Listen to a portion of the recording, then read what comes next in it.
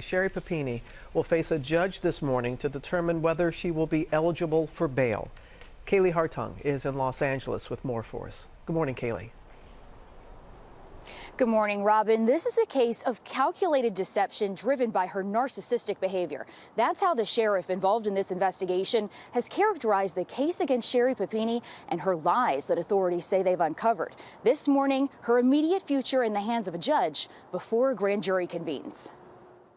The California mom accused of faking her own kidnapping, set to appear before a judge just hours from now to determine if she will remain behind bars until a grand jury meets or be released on bail. Sherri Papini has been in the Sacramento County Jail, where more than 3,000 people are incarcerated since she was arrested by the FBI last week.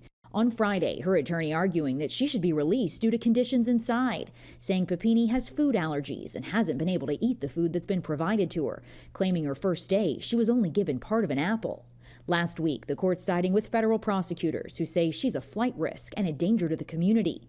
Papini has not yet entered a plea, but the 39-year-old is now facing up to 25 years in prison and fines up to $500,000 if convicted of charges for lying to federal agents and defrauding the state's Victim Compensation Board of $30,000.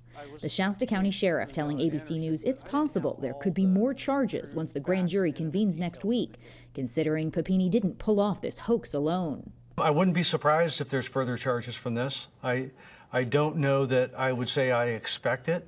I think there is definitely the potential for somebody to be charged as an accessory to this, yes. Bill Garcia is a private investigator who started looking into the case when Papini first went missing. Well, in 30 years of doing this is the first time this type of situation has occurred. Probably pretty much everything else under the sun, but not this type.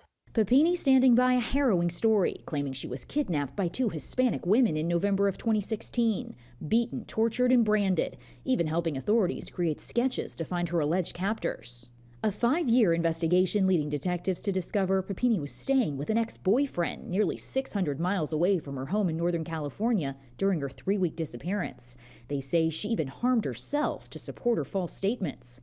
The Shasta County Sheriff's Department spending more than $150,000 on the case, all for what they say was a charade.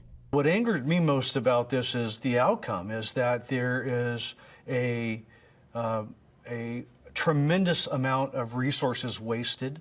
There's money lost. There's a community that was defrauded, and all of that is for nothing. It's because of one person's selfishness.